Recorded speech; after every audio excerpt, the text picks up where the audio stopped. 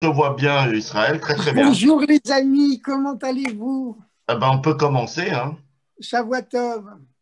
Alors les amis, vous savez que bien sûr tous, nous savons tous que vivre avec son temps, c'est vivre avec la paracha de la semaine. Et cette semaine, nous sommes dans la paracha de la sortie d'Égypte, la paracha de la naissance du peuple juif, la paracha où Dieu invite Moshe Rabbeinu à venir avec lui chez le président, l'empereur de la superpuissance mondiale de l'époque, le pharaon Ramsès. Et Dieu lui dit, bon, viens. Il lui dit pas va, il lui dit viens, c'est-à-dire je t'emmène, viens avec moi. Et de là, nous savons que chaque fois que le rabbi nous envoie en shtichut quelque part, eh bien, le rabbi nous dit à chaque fois, viens, viens avec moi, c'est moi le rabbi, c'est moi le Melech HaMashiach qui t'emmène.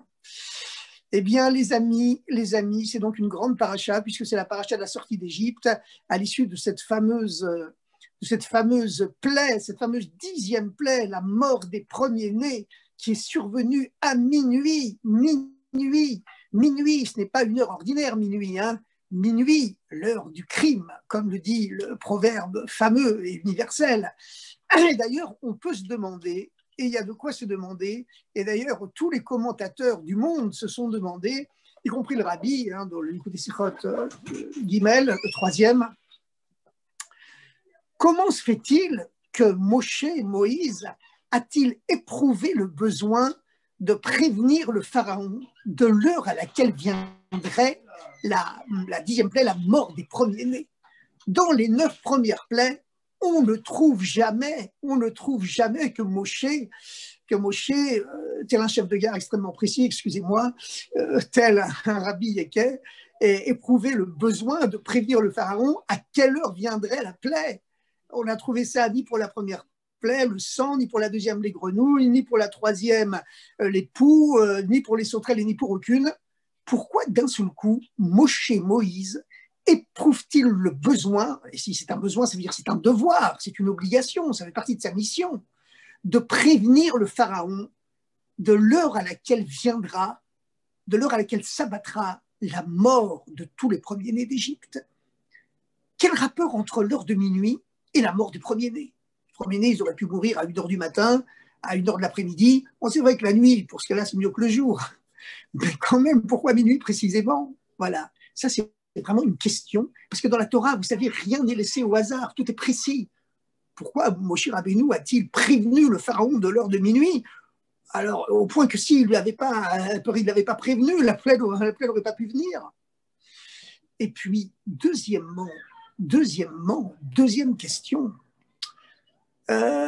pour la première fois, les Hébreux, parce qu'à l'époque, on ne les appelait pas encore les Juifs. Hein. Les Juifs, c'est venu beaucoup plus tard, c'est venu dans la Megillat Esther, c'est la première fois qu'on appelle les Juifs les Yehudim. Tout simplement d'ailleurs, hein, parce que la grande majorité des Juifs déportés dans l'Empire perse à l'époque, eh bien, c'était des membres de la tribu de Yehuda. C'est pour ça qu'on les appelait les Yehudim. Il y avait aussi des membres de la tribu de Binyamin, mais qui étaient beaucoup moins peuplées, beaucoup moins importantes. Mordechai, d'ailleurs, le sauveur du peuple juif à Pourim, mais oui, on commence déjà à se préparer à Pourim, hein, c'est déjà un peu la fin de l'hiver. Eh bien, Mordechai faisait partie d'ailleurs de la tribu de Binyamin, mais l'essentiel du peuple juif à l'époque, il ne restait plus que 2 tribus. Je vous rappelle que les 10 tribus d'Israël avaient été déportées dans le royaume de Achour, le royaume d'Assyrie, plusieurs dizaines d'années auparavant, et seulement 2 tribus avaient survécu, Yehuda et Binyamin, avec bien sûr les Lévim et les Kohanim, et eux avaient été donc déportés en Babylonie, qui ensuite étaient placés sous la domination de l'Empire perse. Et donc, c'est seulement à cette époque-là, donc bien après, plusieurs siècles après la libération d'Égypte, que les Juifs ont été appelés dans la Megillat Esther pour la première fois par le nom de Juifs, Yehudim. Yehudi, symboliquement, spirituellement, vient aussi du mot Hoda, la reconnaissance, celui qui reconnaît, qui est capable de reconnaître. Et parce qu'ils ont reconnu leur faute et que c'était à ce moment-là qu'ils ont mérité, qu'on dit, de vraiment achever la réception de la Torah. Mais en tout cas, pour revenir à la sortie d'Égypte, les Juifs, on ne les appelle pas encore les Juifs, on les appelle les Ivrim, on les appelle encore les Ivrim, les Hébreux. Les Hébreux, le Hover, celui qui vient de l'au-delà, de l'au-delà de la rivière, de l'au-delà du fleuve, de l'autre rive, comme Abraham Avinu qui était seul sur une rive du monde et le monde entier était contre lui, avant de se rallier à sa cause, puisqu'il a réussi à réconcilier toute l'humanité avec Dieu, Abraham, le père de tous les croyants. Et puis, on les appelle également les enfants d'Israël, les béné d'Israël, les béné Israël. Alors, maintenant, on trouve aussi une grande différence entre cette mort des premiers-nés et les 9 plaies précédentes. C'est que pour la première fois, les Hébreux, les enfants d'Israël, comme on les appelle à l'époque, ils doivent se protéger. Ils doivent faire un signe de protection. Ils ne doivent pas mettre des masques, ils ne doivent pas se vacciner, mais ils doivent quand même se faire la circoncision. Ils doivent faire la shrita, l'abattage rituel, à l'agneau pascal. Ils doivent le sacrifier en l'honneur de Dieu et célébrer ainsi le premier Pessah de l'histoire. Et puis, ils doivent badigeonner de leurs portes, des linteaux de leurs portes, badigeonner le sang de leur circoncision et le sang de l'agneau pascal mêlé pour se protéger de l'ange de la mort qui va descendre à minuit sur l'Égypte. Alors évidemment, on trouve plusieurs réponses à cette épineuse question. Pourquoi, pour la première fois, les Hébreux doivent-ils faire un signe de protection sur leurs portes? Et pourquoi Moshe a-t-il été dans l'obligation de prévenir le Pharaon pour la première fois de l'heure à laquelle viendrait la plaie, au point que s'il n'avait pas prévenu le Pharaon, eh bien la plaie n'aurait peut-être même pas pu venir. Quel rapport entre l'heure de minuit et la mort des premiers-nés? Et pourquoi Moshe est-il obligé de prévenir le Pharaon que l'heure viendra à minuit précisément, et pas à minuit moins une, etc. Alors en réalité, quand on voit dans le texte de la Torah, il est écrit Kachatzot halayla, Moshe dit au Pharaon aux environs de minuit, comme à minuit. Mais en vérité, c'est pour déjouer l'éventuelle mauvaise foi des conseillers du Pharaon qui, si la plaie était vraiment venue à minuit, auraient pu dire « Ah, mais Moïse est un charlatan, il nous a dit aux environs de minuit, c'est un homme qui est inexact, donc il ne vient pas au nom de Dieu, parce que Dieu, lui, il est exact. » Alors pour cela, pour déjouer l'éventuelle mauvaise foi du Pharaon et de ses conseillers, de ses sbires, eh bien, Moshe leur a dit « Kachatzot halayla », mais enfin, ça voulait dire minuit. Alors évidemment, évidemment, il y a beaucoup de réponses. Il y a beaucoup de réponses à ces questions pour la protection que les Hébreux sont obligés de mettre sur leurs portes. Bien, effectivement, une première réponse, c'est que dans les plaies précédentes, eh bien, les Hébreux étaient automatiquement épargnés par les plaies, parce que les plaies ne venaient pas pour punir, elles venaient pour faire comprendre aux Égyptiens qui avaient la tête dure qu'il existe un Dieu qui est au-dessus de la nature. Les Égyptiens, en effet, croyaient en un Dieu unique. On voit très bien que lorsque Joseph, plusieurs siècles avant Moïse, a été sorti de sa prison pour aller interpréter les rêves du Pharaon, et que Pharaon lui raconte ses rêves, Joseph, il répond au Pharaon, Bilada Elohim yani et shlom paro. C'est pas moi, c'est Dieu, Elohim, qui va tranquilliser le Pharaon et qui lui apportera la clé des songes. Et le Pharaon, lorsqu'il est ébloui par l'interprétation de Joseph, supérieure bien sûr à celle de Freud quelques milliers d'années plus tard, eh bien le Pharaon se tourne vers tous ses conseillers, il dit mais est-ce qu'il y a un homme aussi sage, aussi intelligent que cet homme-là qui a la science de Elohim dans sa bouche? Le Pharaon croit dans Elohim, mais je vous rappelle que Elohim en hébreu possède la même valeur numérique que le mot Hateva qui veut dire la nature. Et Elohim également, c'est un pluriel. Dans la grammaire hébraïque, il y a le suffixe im, yud-mem, qui dénote toujours le pluriel. Ça veut dire que le Pharaon croit parfaitement qu'il existe un ensemble de forces divines présentes dans la nature et qui se concrétisent sur un être unique, mais que cet être unique, il est immanent, il n'est pas transcendant. Il ne dépasse pas les lois de la nature. Il a lui-même créé les lois de la nature, mais il en est lui-même prisonnier. Donc, les lois de la nature, dans l'Antiquité, veulent qu'il y ait des hommes libres et des esclaves. Donc, ce serait contraire aux lois de la nature de libérer les esclaves. Voilà, comme l'a dit beaucoup plus tard encore le grand philosophe Aristote, qui était le disciple de Platon et le maître de Alexandre le Grand. Dans la vie, il y a des hommes libres, puis il y a des machines, et les machines, c'est les esclaves. Voilà, donc on ne peut pas les libérer. Voilà, pas plus qu'aujourd'hui, nous pourrions nous libérer de nos réfrigérateurs, de nos téléphones portables, de nos ordinateurs, etc., etc. À l'époque, il fallait des esclaves. Et Moshe, qu'est-ce qu'il vient dire au Pharaon? Il lui dit, sache qu'il y a un degré de Dieu qui est infini, un degré de Dieu qui n'est pas seulement immanent, présent dans la matière, mais il y a un Dieu qui est transcendant, qui est au-delà des lois de la nature et qui peut les changer à son gré. Et ce Dieu, c'est Yud-Ke Vav-Ke, qui s'écrit Yud-Ke Vav-Ke, ce qui signifie l'être au présent, au passé, au futur à la fois. Ça veut dire l'être qui est au-delà du temps et de l'espace. Et le Pharaon dit, moi je ne connais pas ce Dieu-là, moi je connais un Dieu qui est rivé aux lois de la nature, c'est Elohim, c'est le Dieu plus tard de Spinoza. Dieu c'est le monde et le monde c'est Dieu. Le judaïsme aussi dit que Dieu est le monde et le monde est Dieu. Mais pour le judaïsme, eh bien pour le judaïsme, c'est vrai que le monde c'est Dieu, mais Dieu n'est pas que le monde, Dieu n'est pas seulement immanent, présent dans le monde, il est aussi transcendant. Alors,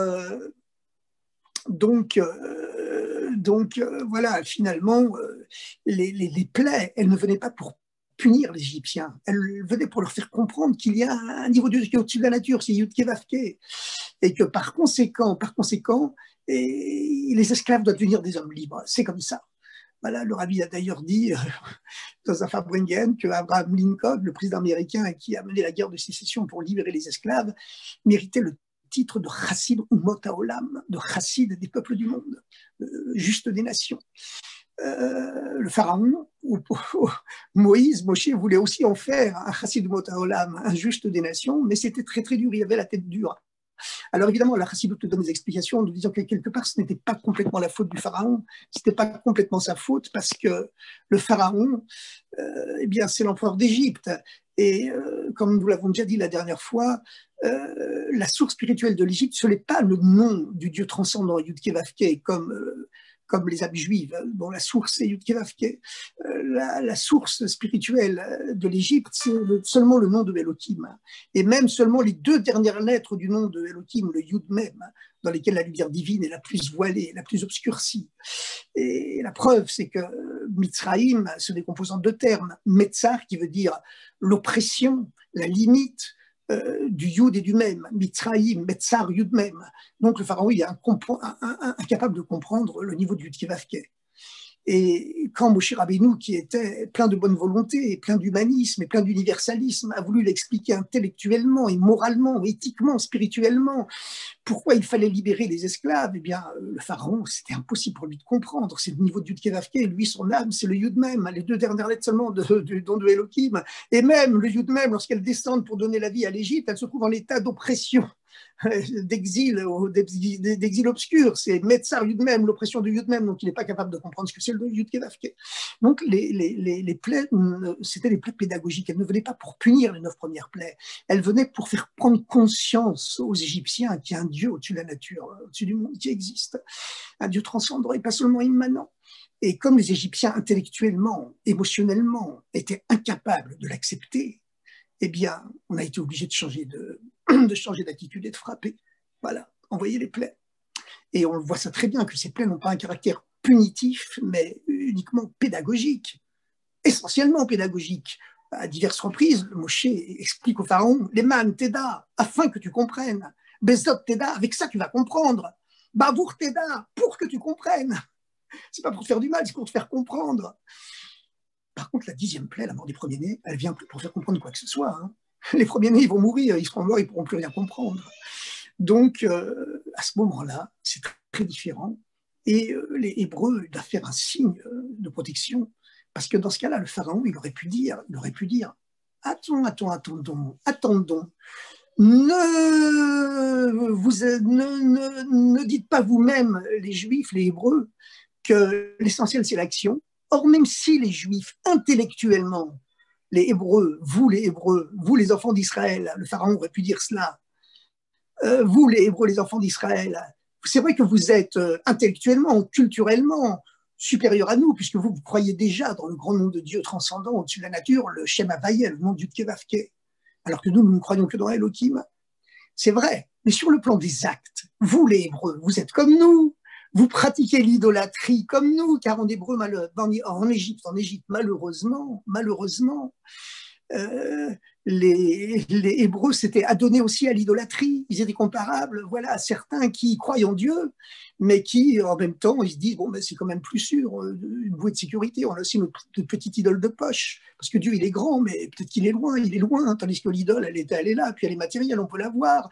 Donc, les Hébreux croyaient dans le Dieu transcendant, ils y croyaient, mais en même temps, ils avaient leur petite idole de poche. Or, la 10e plaie ne vient pas pour faire comprendre que Dieu existe, ce qui donnait une supériorité aux Hébreux dans les 9 premières plaies. C'est pour ça que les 9 premières plaies ne les concernaient pas, puisqu'ils avaient déjà cette connaissance et que c'était uniquement des plaies destinées à apporter la connaissance. Et eux l'avaient déjà. La 10e plaie vient pour punir les actes. Or, sur le plan des actes, eh bien, les Hébreux, malgré leur connaissance, ils pratiquaient l'idolâtrie, ils pratiquaient les mêmes actes que les Égyptiens. Donc, ils étaient menacés par la 10e plaie. Et c'est la raison pour laquelle Moshe a été dans l'obligation de prévenir le Pharaon que la plaie ne venait pas de n'importe quel niveau de Dieu. Elle vient du niveau de Dieu qui est symbolisé par l'heure de minuit. Minuit, l'heure du crime, mais en même temps, bien sûr, l'heure de la bénédiction suprême, l'heure de la libération d'Égypte, l'heure de la naissance du peuple d'Israël qui est né à minuit. Pourquoi ? Eh bien, parce que vous savez que la vraie lumière, la lumière messianique, la lumière de la libération, de la rédemption, elle ne peut venir que de la transformation de l'obscurité extrême. Voilà. Et alors, pourquoi l'heure de minuit ? Eh bien, la Torah nous enseigne que le monde est régi par 2 forces divines essentiellement, la bonté et la rigueur, chesed ou gvura. Les civilisations extrême-orientales qui ont reçu aussi ces traditions venant de Adam et Chava, de Adam et Ève et de Abraham, ben, ils appellent ça le yin et le yang, voilà, le yin, le yo, etc., etc. La bonté et la rigueur. Et le Pharaon était parfaitement au courant de cette dimension-là, que Dieu régit le monde par un équilibre entre 2 forces, le chesed et la gvura, la bonté et la rigueur. Or, le Pharaon savait aussi que chaque partie du jour et de la nuit, parce que le Pharaon était un grand initié, c'était un grand initié, comme tous les grands prêtres égyptiens. D'ailleurs, Moshe lui-même avait été initié à la spiritualité, à la science égyptienne, dont il avait su se libérer, certainement, mais quand même, ça faisait partie de son éducation. Donc, il parlait d'égal à égal avec le Pharaon, il savait très bien que le Pharaon le comprenait. Et c'est la raison pour laquelle Moshe a prévenu le Pharaon, attention, l'heure ne vient pas, la libération des Hébreux, la 10e plaie, ne vient pas à n'importe quel moment du temps et de l'espace. Elle vient de minuit précisément. Parce que chaque heure, chaque partie du jour et de la nuit est placée sous l'influence d'une certaine force spirituelle. La première moitié de la nuit, jusqu'à minuit, est placée sous le signe de la gevura, de la rigueur, de la sévérité divine. C'est la raison pour laquelle, concrètement, physiquement, tout devient de plus en plus noir. La deuxième moitié de la nuit, à partir de minuit, est placée sous le signe, au contraire, de la bonté. C'est pour cela que physiquement, tout devient de plus en plus clair, le chesed. L'heure de minuit, c'est l'heure qui est au-delà de la rigueur et de la bonté, et qui peut donc les réunir, parce qu'elle est au-delà des 2. Et le Pharaon savait très bien que Dieu dirige le monde à travers cette règle de la rigueur et de la bonté. Ceux qui ont péché méritent la punition.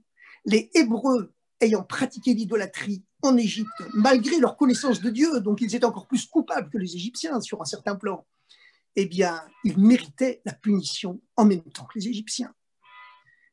Et c'est la raison pour laquelle Moshe lui dit, attention, la plaie ne vient pas de l'équilibre habituel des forces entre la bonté de la deuxième moitié de la nuit et la rigueur de la première. La plaie vient du dévoilement de minuit, c'est-à-dire du dévoilement de l'essence de l'amour de Dieu pour Israël, l'essence de l'amour de Dieu pour le peuple juif, qui sont ses enfants, et qui fait que même si ses enfants ont péché, le Père pardonne, parce que c'est l'essence de l'amour de Dieu pour Israël qui est au-delà de l'équilibre normal des forces entre bonté et rigueur qui va se dévoiler. C'est de là que vient la libération. Mais alors, pourquoi les Hébreux ont-ils besoin de faire un signe de protection ? Eh bien, bien que cet amour de l'essence de Dieu pour Israël brille toujours, mais elle peut être cachée quelquefois, elle peut être voilée, comme les nuages peuvent dissimuler le soleil, bien que le soleil brille toujours. Et comme c'est un acte de libération qui est au-delà de toute logique, eh bien, pour dévoiler cela, il fallait aussi que les Hébreux, les enfants d'Israël de l'époque, ils fassent preuve d'un don d'eux-mêmes envers Dieu qui soit au-delà également de toute mesure et de toute logique. Et cela, c'est le sacrifice de l'agneau pascal et également le sang de la circoncision qui devait mêler et étaler sur les linteaux de leurs portes. En effet, l'agneau, c'était le Dieu de l'Égypte. Le mois de Nissan, le mois de la libération de l'exil d'Égypte, c'est le premier des 12 signes zodiacaux de l'astrologie. C'est le mois du bélier, la régénération des forces de la nature. Tout ce mois-ci, le mois de Nissan, l'Égypte entière et le pharaon en premier se prosternaient devant le jeune bélier, l'agneau, la force primordiale de la nature qui se régénère au printemps. Et les Hébreux, qui étaient des esclaves, des traités comme moins que rien, on se souvient que Moshe avait dû intervenir un jour pour tuer un Égyptien qui martyrisait un esclave hébreu. Les Égyptiens avaient droit de vie et de mort sur les esclaves, contrairement au judaïsme qui, lorsque va se dévoiler les 10 commandements, eh bien, il y aura la loi qui rend passible de mort un maître qui tue son esclave. Parce que le judaïsme, c'est évidemment que chaque être humain est habité par Dieu, et donc chaque être humain est sacré, chaque vie est sacrée. Et donc, normalement, les Égyptiens rentraient dans les maisons des Hébreux, et en plus, les Hébreux ont dû garder cet agneau pascal en observation chez eux pendant 4 jours. Les 4 jours de séparation entre le 10 Nissan et le 14 Nissan où ils l'ont sacrifié. Et pendant ces 4 jours, eh bien justement, c'était un test pour voir si les Hébreux étaient capables de faire don d'eux-mêmes au-delà de toute logique envers Dieu pour dévoiler cette essence de l'amour de Dieu pour Israël. Car les Égyptiens rentraient dans les maisons juives et ils voyaient l'agneau, leur Dieu, enchaîné au pied du lit de chaque juif. Alors ils demandaient aux Hébreux, mais qu'est-ce que vous faites avec notre Dieu ? Vous essayez, vous avez compris que c'est nous qui détenons la vérité et vous voulez vous convertir au paganisme égyptien. Et les Hébreux répondaient, mais pas du tout, pas du tout. Nous allons le sacrifier pour le vrai Dieu. Normalement, les Égyptiens qui avaient droit de vie et de mort sur les Juifs et qui les tuaient pour moins que ça, ils auraient dû tous les massacrer. Ça aurait dû être un génocide. Les Juifs, les Hébreux, comme on les appelait à l'époque, risquaient leur vie, donnaient leur vie pour Dieu en agissant ainsi. Et le miracle a été complètement fou, il était complètement fou. Et puis, les Égyptiens étaient tellement paralysés, tellement stupéfiés, qu'ils n'osaient pas réagir. Et la circoncision, c'est le même principe. Parce que la circoncision, elle se fait le 8e jour. Et puisque les Hébreux avaient oublié la circoncision en Égypte, ils ne la pratiquaient plus. Il n'y avait que la tribu de Lévi qui pratiquait encore la circoncision. Et les autres Hébreux, les autres tribus, elles pratiquaient plutôt le paganisme. Mais avant la sortie d'Égypte, ils ont dû se circoncire et enduire du sang mêlé de leur circoncision et de l'agneau pascal les linteaux de leur porte pour se protéger de l'ange de la mort. Et la circoncision, c'est le même principe du don envers Dieu qui est au-delà de toute logique. C'est la raison pour laquelle la circoncision, elle est faite le 8e jour. Parce que le chiffre 7, c'est le chiffre de la logique humaine. C'est le chiffre sacré, certes. C'est le chiffre qui régit tout le cycle naturel du temps. Et qui le régit, bien sûr, et qui le sacralise. Mais le chiffre 8, c'est le chiffre qui est au-delà du monde, au-delà de la nature. C'est 7 plus 1, c'est le Dieu 1 qui fait irruption à l'intérieur du cycle naturel du monde et qui le transcende complètement, lui donne une dimension au-dessus de la logique, au-dessus de la nature. C'est la raison pour laquelle, lorsqu'une circoncision a lieu Shabbat, bien que normalement il est interdit de procéder à une opération chirurgicale le Shabbat, eh bien, on profane, entre guillemets, le Shabbat pour faire la circoncision. On profane, entre guillemets, le Shabbat pour faire la circoncision par le chiffre 8, le chiffre qui transcende la nature, est supérieur au chiffre 7, le chiffre qui ne fait que gérer le cycle de la nature. Et c'est la raison pour laquelle les Hébreux ont dû faire ce don d'eux-mêmes au-dessus de la nature, au-dessus de la logique envers Dieu, ce qui a créé le dévoilement de l'essence de l'amour de Dieu pour Israël, qui est également au-delà de toute logique, et que bien que les Hébreux pratiquaient l'idolâtrie comme les Égyptiens, ils ont mérité d'être libérés. Vous savez que Shabbat prochain, eh bien, c'est pas n'importe quel Shabbat, hein, vous direz chaque Shabbat il est grand, mais il y a déjà le niveau du 8 qui brille dans le Shabbat prochain, car c'est le 10e jour du mois de Shvat. Encore plus que le 8, c'est le 10. C'est le 10e jour du mois de Shvat, c'est le jour anniversaire du jour où le rabbi est devenu rabbi, où le monde a complètement changé de dimension. On est passé dans la 7e génération. C'est également le jour de la Hiloula, le Yortzeit, du précédent rabbi de Lubavitch, Rabbi Yosef Yitzhak. Et un an après, le jour de sa Hiloula, le rabbi a accepté enfin de lui succéder, alors que les chassidim le suppliaient depuis déjà une année et qu'il s'était obstiné à refuser. Comme tous les rabbis, tous les grands maîtres du peuple juif ont toujours refusé. Mais finalement, il a été obligé. Ils ont tous été obligés. On sait que même Moshe lui-même avait refusé longtemps et que Dieu avait été obligé de se fâcher même pour l'obliger. Et alors, lorsque le rabbi est devenu rabbi, eh bien, son premier commentaire, c'est qu'avec lui, avec le rabbi, eh bien, on change de dimension. Le monde entier, la planète Terre change de dimension parce qu'on rentre dans la 7e génération. Monsieur le rabbi est le 7e maître de Chabad. Et le rabbi commence son commentaire qui le sacre en tant que rabbi avec le fameux Mahamar, le fameux commentaire Bati le Gani Rotikala, le verset du Cantique des Cantiques du Shir HaShirim, je suis venu dans mon jardin, ma sœur, ma fiancée, et il explique qu'à l'autre époque va se passer la même chose qu'à l'époque de Moïse, mais en plus grand. Parce que comme Moshe avait été le 7e maître depuis Abraham, et c'est la raison pour laquelle le chiffre 7 avait agi, et il avait réussi à libérer les Juifs de l'esclavage égyptien. Et de la même façon, le rabbi dit, nous sommes la 7e génération, puisque lui, le 7e rabbi de Chabad. À notre époque, également, tous les Juifs du monde vont être libérés. Nous sommes la dernière génération de l'exil et la première de la libération messianique. Et à l'époque, c'était évidemment très difficile à comprendre, hein, mais le rabbi a expliqué, il a cité le fameux Midrash, qu'au début de la création du monde, Dieu résidait dans le matériel sur terre, mais que les péchés des hommes l'ont chassé au premier ciel, et ensuite d'autres péchés l'ont chassé au 2e ciel, au 3e ciel, au 4e ciel, finalement au 7e ciel, jusqu'à ce que se lève 7 maîtres, en commençant par Abraham, qui a ramené Dieu du 7e au 6e ciel, et que finalement vienne Moïse, Moshe, qui a ramené Dieu du premier ciel sur la terre. Tant que Dieu était entre guillemets exilé dans le ciel, eh bien, le peuple de Dieu, symétriquement, était esclave sur la terre. Mais quand Dieu est redescendu dans le monde matériel avec Moïse, parce qu'il était le 7e, et que tous les 7e sont, c'est comme le Shabbat par rapport aux 6 jours précédents, ça n'a plus rien à voir. Eh bien, comme Dieu était redescendu dans le monde matériel, eh bien, les Hébreux ont été libérés matériellement. Et ils ont pu reconquérir leur pays, Eretz Israël, après avoir mis à genoux la superpuissance temporelle du monde, l'Égypte de l'époque. De la même façon, le rabbi dit dans son premier discours que nous le voulions ou non, nous sommes la 7e génération. Nous n'en sommes pas dignes, certainement. Nous ne sommes que des nains par rapport aux générations précédentes, qui étaient eux des géants. Mais lorsque le nain monte sur les épaules du géant, c'est-à-dire il est conscient que lui n'est qu'un nain et que toute sa haute taille ne vient que du géant qu'il porte sur ses épaules, à ce moment-là, qu'il le veuille ou non, le nain voit plus loin que le géant lui-même. Et on a vu au cours de toutes les 40 ans que le rabbi a dirigé le peuple juif se réaliser progressivement tout ce que le rabbi avait annoncé.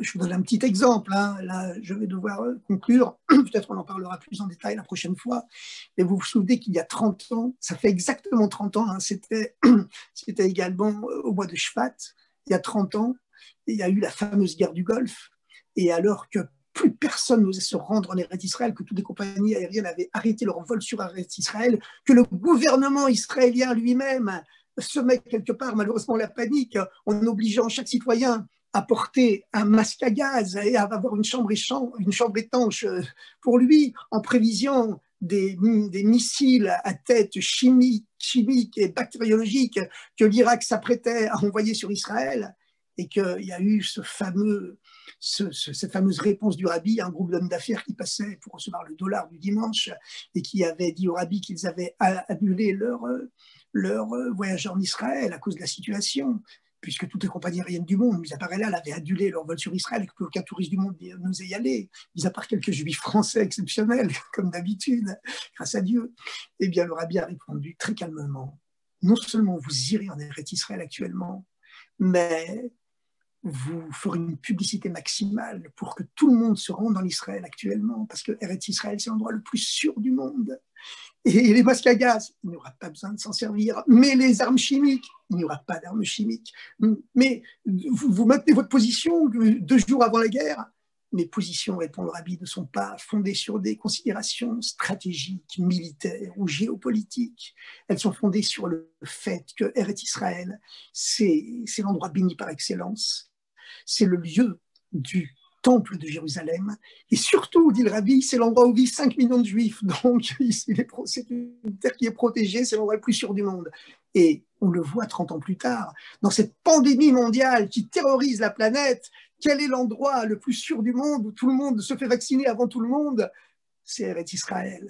Et tout cela, le rabbi l'a dit, tous ces miracles qui protègent Eretz Israël, et puis grâce à Dieu, malgré toutes les bêtises qu'ont fait les gouvernements, qui ont désobéi au rabbi ouvertement, mais comme l'a dit le rabbi déjà à l'avance, Dieu est tellement clément, Baruch Hashem, à notre époque, où Dieu est redescendu dans le monde matériel, Dieu s'est libéré de son exil spirituel, et Dieu est redescendu dans le monde matériel, et donc les Juifs sont tous libérés, lorsque les Juifs ont fini par être libérés du dernier empire du mal qui les emprisonnait, la Russie, l'URSS, qui s'est complètement transformée au point qu'elle s'est transformée, les ténèbres sont devenues lumière, ça c'est vraiment la lumière messianique, le rabbi, lorsque 1 million de Juifs est sorti de Russie, alors que personne au monde ne l'avait anticipé, en 1990, 91, eh bien le rabbi a dit à ce moment-là, Potrim Bivracha, on commence par la bénédiction, comme il avait l'habitude de le dire souvent, et la plus grande bénédiction, c'est que le kibbutz galouyot, le rassemblement messianique des exilés, vient de commencer en Terre Sainte, et déjà depuis un certain temps, l'a-t-il rajouté. En tout cas, tout cela, ce sont des avant-goûts des temps messianiques, bien sûr. Le fait que Eretz Israël aujourd'hui soit en tête du monde pour les vaccinations, qui fait sur ce plan-là que le plan de la vie, c'est important, hein, c'est fondamental. La vie, c'est le plus important dans le judaïsme. C'est la sacralisation de la vie par excellence. Hein. Voilà. Pikuach Nefesh, de Réakol, le danger pour la vie, ça repousse toutes les lois de la Torah. Eh bien, le fait qu'Israël soit l'endroit le plus sûr du monde sur ce plan-là aujourd'hui, grâce à Dieu, eh bien, sur le plan des vaccinations, voilà, c'est ce que ça veut dire, eh bien, c'est un de ces signes pré-messianiques comme ce qui s'est passé pendant la guerre du Golfe, qui annonce l'avenue du Mashiach. Et c'est avec ça que nous devons vivre. Et ceux qui sont froids en entendant cela, en voyant cela, comme on sait qu'à l'époque du Admour Hazaken, les chassidim de l'époque, les grands chassidim, ils disaient quand le Mashiach viendra, on le lira dans les journaux. Eh bien, c'est ce qu'on voit aujourd'hui en lisant les médias dans le monde entier, au point qu'on cite Israël en exemple dans le monde entier. Il y a le fameux interview de Daniel Cohn-Bendit, hein, le héros malheureux ou heureux de mai 68. Quand on lui a demandé qu'est-ce que vous pensez de l'Allemagne qui est tellement en avance sur les autres pays européens pour les vaccinations, eh bien, il a répondu c'est formidable, il faut prendre exemple sur eux. Et le journaliste continue en disant mais est-ce qu'il n'y a pas mieux que l'Allemagne? Il dit ah bah oui, il y a Israël. Eh bien, voilà, grâce à Dieu, voilà, ce sont des miracles dévoilés qui annoncent l'avenue du Mashiach. Alors, chers amis, il faut vivre chaud pour cela. Il faut transformer l'eau en sang en soi-même, ne pas se laisser refroidir pour tous ceux qui font des grimaces. Pas du tout, nous ne faisons pas de grimaces, nous sommes lucides. Et le rabbi nous a donné cette lucidité. Le rabbi nous a donné cette lucidité comme il nous l'avait donné il y a 30 ans. On célèbre actuellement l'anniversaire des miracles de la première guerre du Golfe, il y a 30 ans. Et ben, de la même façon, Dieu nous montrera des miracles qui mettent cette des miracles qui s'habillent dans les lois de la nature et qui pour ça sont encore plus hauts que les miracles qui sont obligés de briser les lois de la nature parce qu'elle n'est pas encore raffinée, elle n'est pas capable de les accepter. Alors, chers amis, excellente semaine, merveilleuse semaine. Bonne santé, excellente santé, merveilleuse santé, matérielle et spirituelle à toutes et à tous, et